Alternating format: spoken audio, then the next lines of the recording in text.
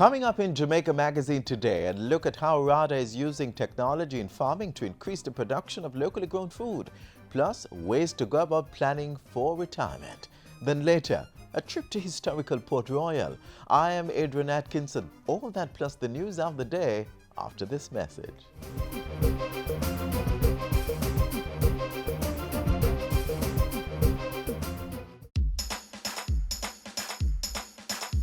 We want a productive Jamaica. We are not productive Jamaicans. Productivity to move forward on this land. Productivity, that's the way to go, we should understand. Productivity is the way to go for all us Jamaicans. Small business, big business, old and young, we are tell every woman and man. We want growth and prosperity for a better nation with a building plan. So we can build our product and sell our product and put more money in our hand. Our economy can rise to a level and build a better nation. Productivity to move forward on this land. Productivity, that's the way to go, we should understand. Productivity to move forward on this land. Productivity, that's the way to go, we should understand. Productivity. Productivity, pathway to prosperity. A message brought to you by the Jamaica Productivity Center, a department of the Ministry of Labor and Social Security.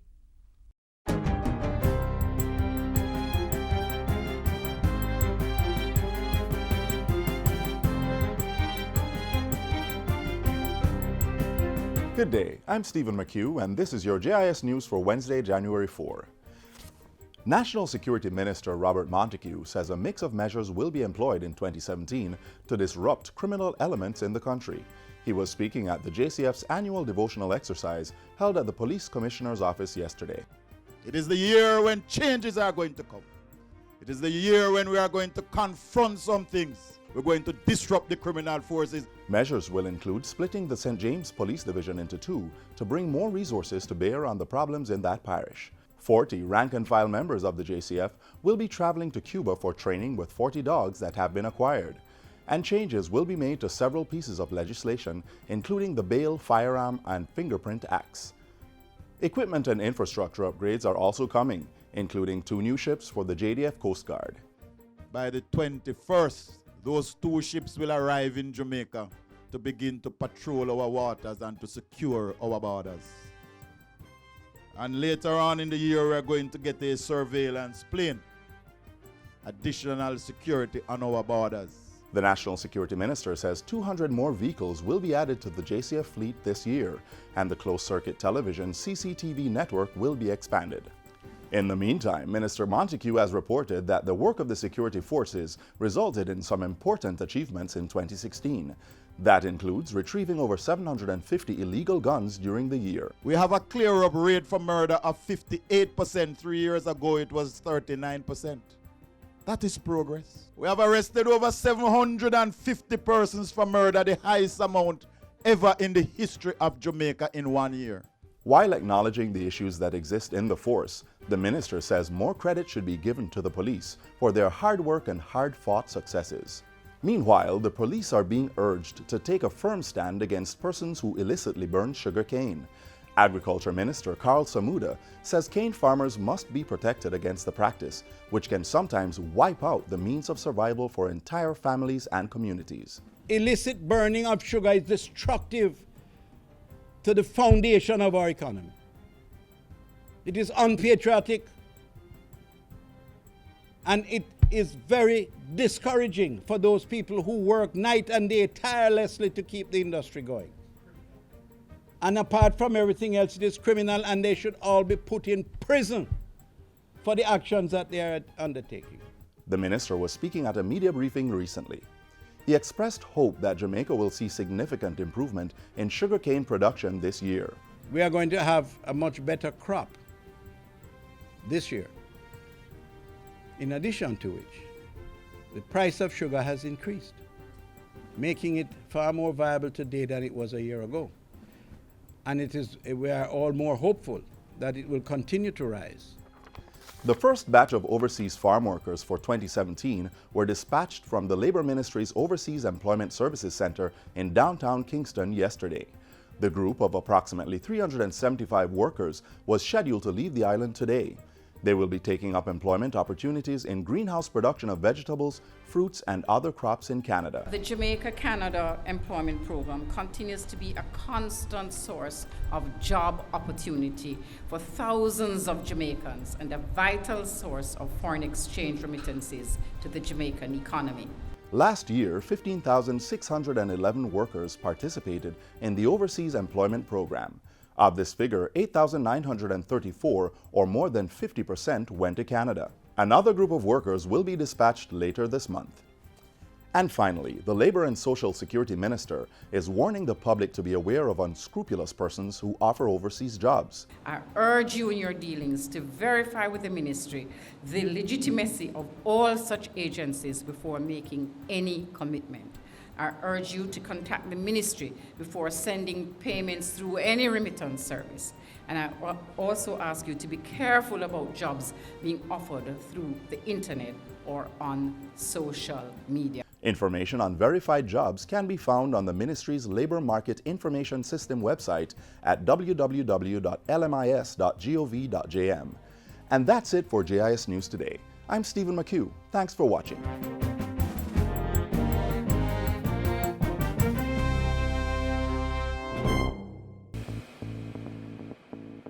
A healthy and educated people living in a clean, natural environment, reducing crime, improving the justice system and governance, building a prosperous economy.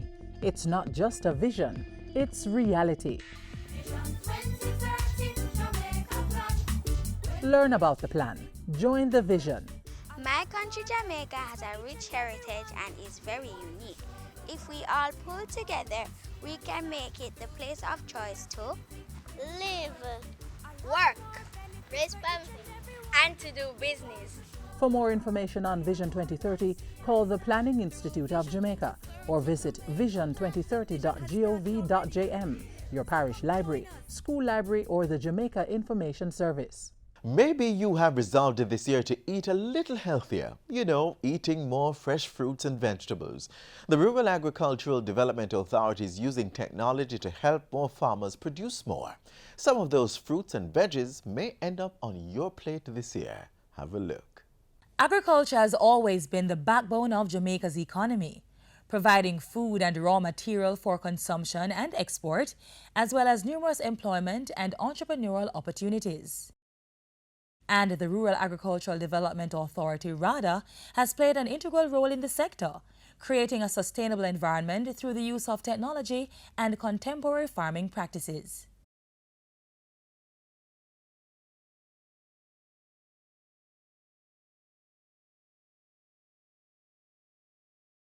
RADA is the Rural Agricultural Development Authority, and it was established to stimulate and promote rural development among farmers and farm families in Jamaica. Since 1990, RADA has provided over 230,000 farmers with the technical know-how through numerous programs aimed at making them more capable of managing their farms and knowledgeable about how to improve the quality of their output. We have in RADA several programs. We have internationally funded programs. We have the GeoG Adaptation Fund, which is a climate-smart program. We have the agro-parks, which are, as you know, agro-parks spans different parishes. And of course, we in RADA provide the technical services necessary to bring those parks into, productivity and production. The Irish Potato Program was a program that started some years ago, probably 5 years ago. And one of its main objectives is to promote sustainable production of Irish potato. And it is one of those crops that we term import substitution crops. We are about 90% self-sufficient. I have benefited from the Irish Potato Program. Yes, and I have also gotten training along with seedlings, fertilizer and stuff like that. Without RADA, it would be very, very difficult because they form that bridge where you can call to find markets, different ministries, various things that we need. And RADA has also been incorporating more women and youth in its programs to encourage new entrants in agricultural business ventures. I was on the GeoG Adaptation Fund program where I did Irish potato. Under that program, women and youth. Irish potato has now become my favorite crop. We learn how to apply the fertilizer how to apply the spray.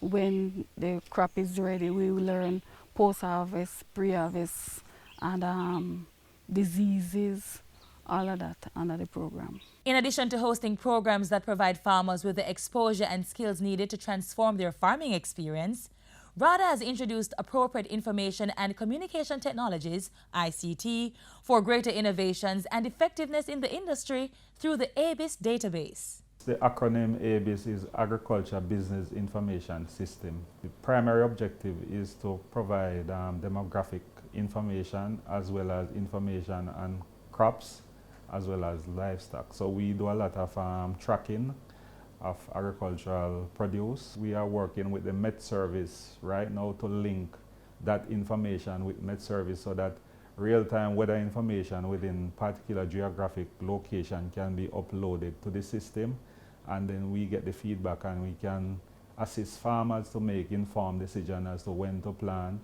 and the type of crops they can plant based on weather conditions. RADA has also been providing continuous certification and training to its extension staff. Our main mandate is to provide technical advice to farmers. Right, the agency has gone further to provide us with trainings in pest and disease identification and management. They have provided us with training in marketing, proper use and management of equipment, use of personal protective equipment and such. And we pass that information on to the farmers on a daily basis.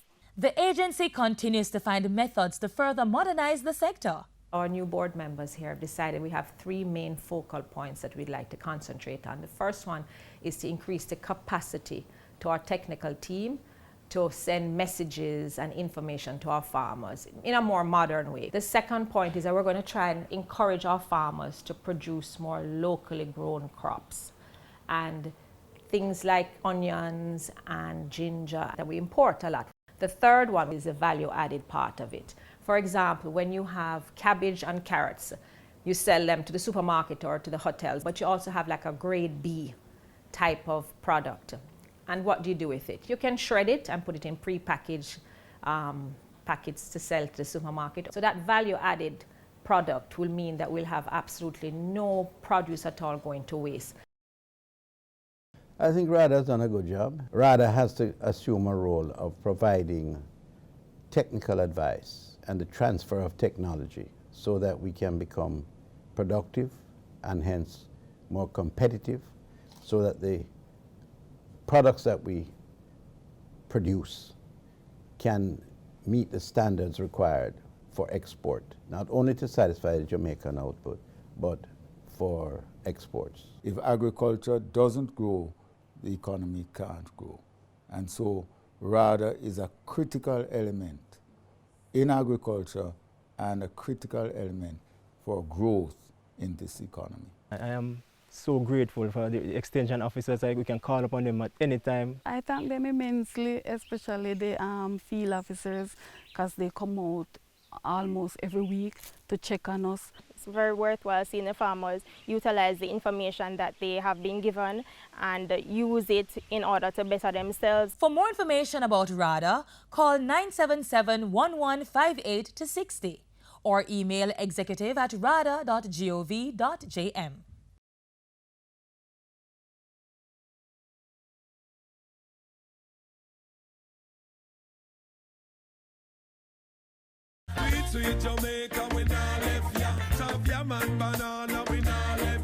Finger-licking jerk chicken, Helsha fish and bami, will run down yam and banana, roast breadfruit, sweet potato pudding. Jamaica food sweet. This November is Eat Jamaican Month, so let's make a pledge to use more local produce and less foreign goods. Let's grow what we eat and eat what we grow. Most of us will retire at some point, and while we consider our short-term goals for this year, it is also good to think about long-term goals. The truth is, you should start planning for retirement as soon as you start working. Imagine a life fully devoted to a profession. Toiling through the sweltering heat or hard at work in an office, racking up awards and earning a low, moderate, or really generous salary along the way. But years later, when seniority dictates that a day-to-day job is no longer feasible, you are left bereft of funds. One could find themselves in serious deficit. Retirement becomes fiscally strained, and you are no longer able to maintain a quality standard of living. Before that happens, apply the every mickle make a muckle technique. Plan for your retirement before it's too late.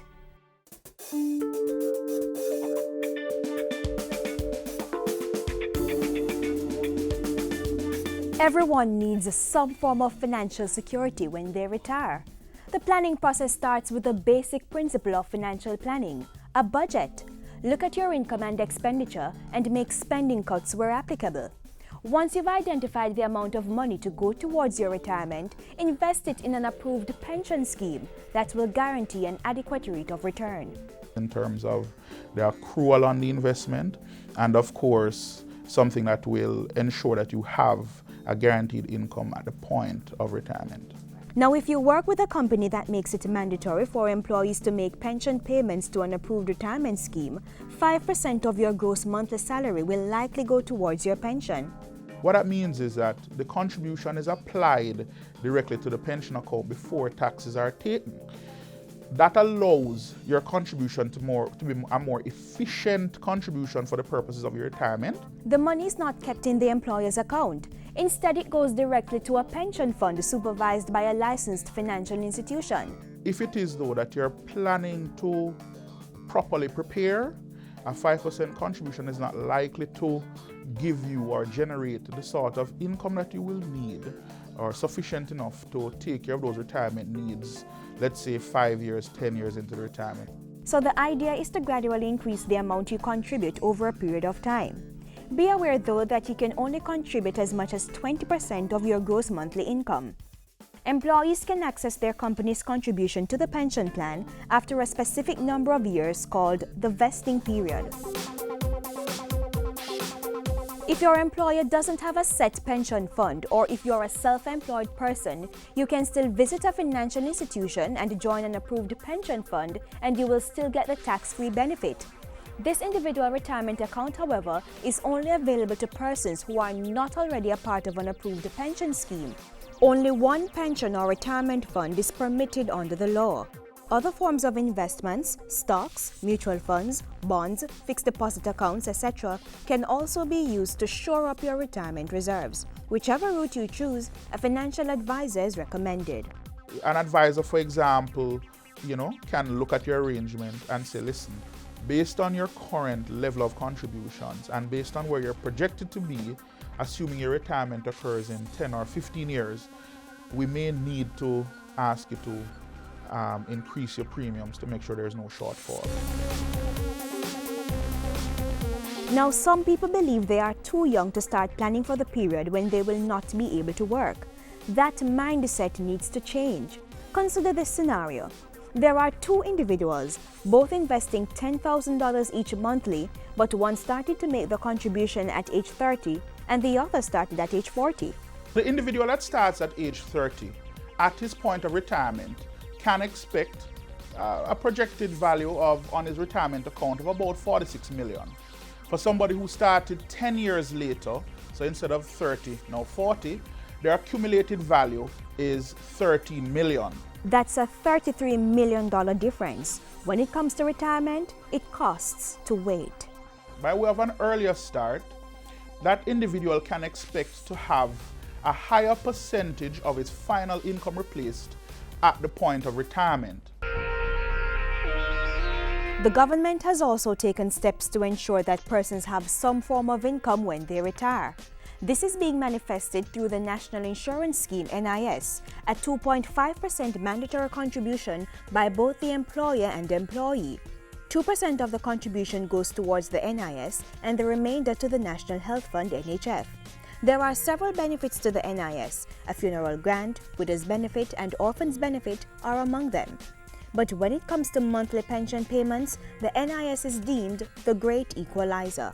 It is based on the principle of work, and it says that all work is work, regardless of how much you are paid for it. So those persons who contribute more to the scheme will earn more from the scheme. But in general, a person who contributes at a low level gets the same flat rate benefit as a person who contributes at a higher level. So if you are not making your NIS payments, a good time to start is now. You can register with any NIS office in your area. And even if you contribute to the NIS, you're always advised to look at other forms of retirement benefits. Real estate is a good investment. Take the business of retirement very seriously. So start early is my recommendation. Make sure that once you've started that you stick to it.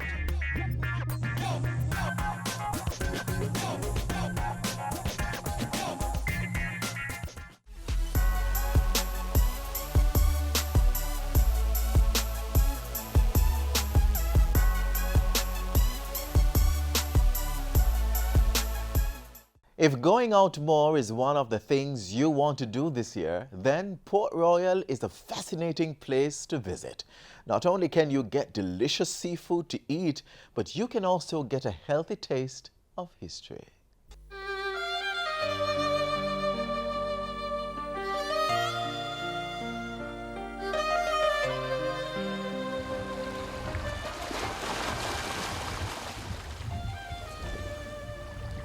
"13 acres of land buried underneath.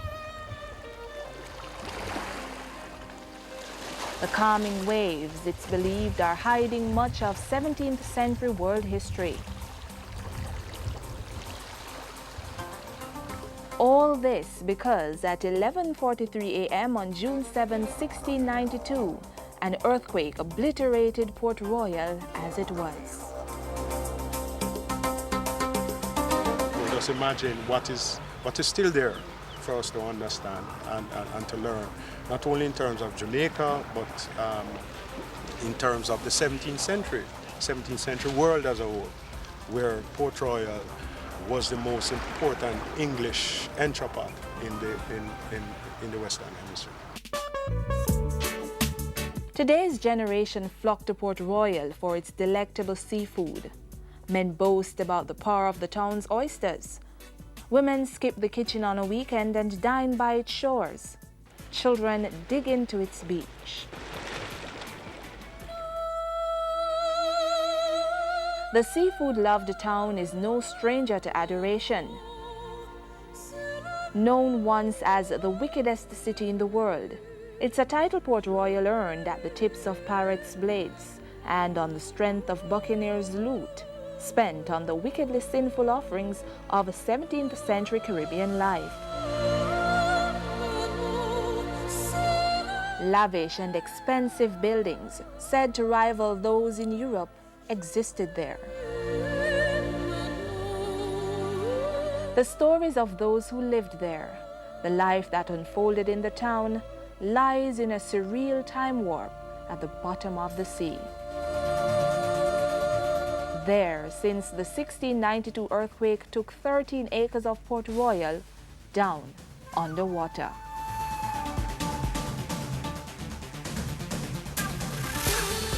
At least 3 of its forts, James, Carlisle, and Rupert, along with streets and important buildings, were swallowed by the waters. Many questions are left unanswered, and explorations by the Jamaica National Heritage Trust have tried to unravel the clues. What was clear to us from the archaeological investigations is that we now know what exactly happened on the 7th of June, 1692. How we know? Because most of the buildings that sank underwater went down vertically. But a 10-year exploration has only touched 1% of the underwater city. Still, the JNHT is proud of its research, which has uncovered thousands of treasures and human remains. Some of the items recovered were shown to students during a recent exhibition hosted on World Wetlands Day at the Old Naval Hospital located there.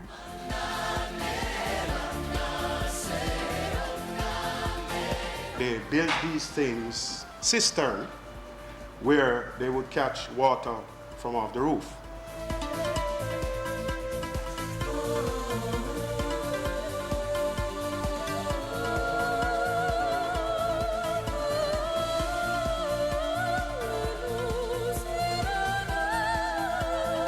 We were able to link the pewter and where they were making pewter in Port Royal to a man called Simon Bennett.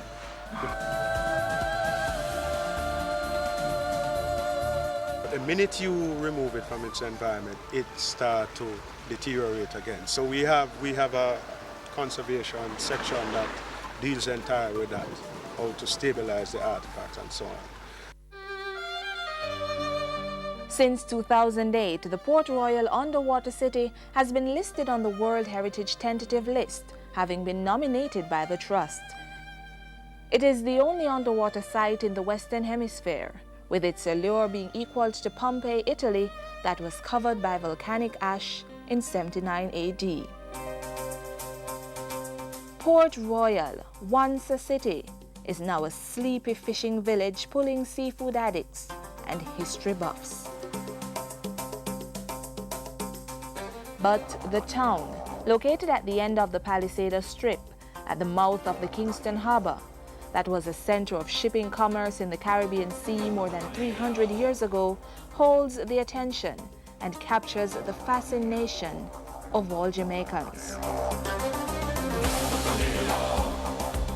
For more information on the Port Royal Underwater City, contact the Jamaica National Heritage Trust, the JNHT Archaeology Department at 79 Duke Street, Kingston, Jamaica.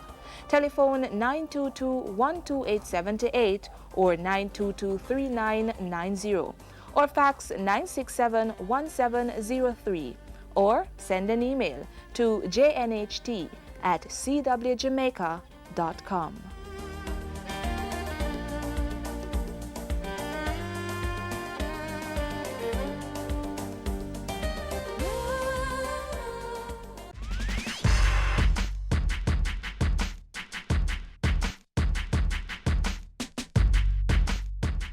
So you have set your New Year's resolution. Unfortunately, as January comes to a close, most resolutions are thrown to the wind. If you want to stick to your resolution this year, then listen up. First things first, make sure that you write your resolutions as goals. If you want to be successful, you have to first know what you want to achieve. And be specific. So if you want to lose weight, for example, have a goal weight in mind. Next, always make a plan. A plan will outline how you will go about achieving your goals. Then, get started. Procrastination is the thief of time. So don't delay. Start working on your goals pronto. Also, never give up. Once you've started working on your goal, be persistent. Know that problems will arise and some of the best made plans get messed up. But don't be afraid to start over or change the plan a little. But always keep your end result in mind. And finally, try to enjoy what you are doing, as you are more likely to stick to your goals once you're motivated. We hope you take these tips as you make plans to become a better you, so that you can play your part in making Jamaica the place of choice to live, work, raise families, and do business.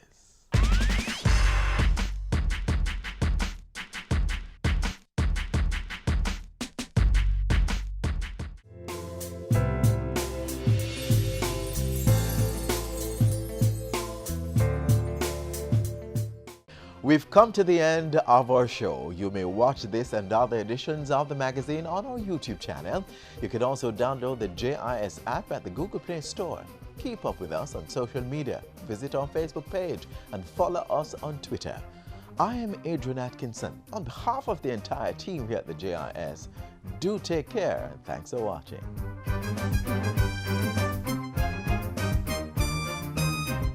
This has been a production of the Jamaica Information Service, the voice of Jamaica.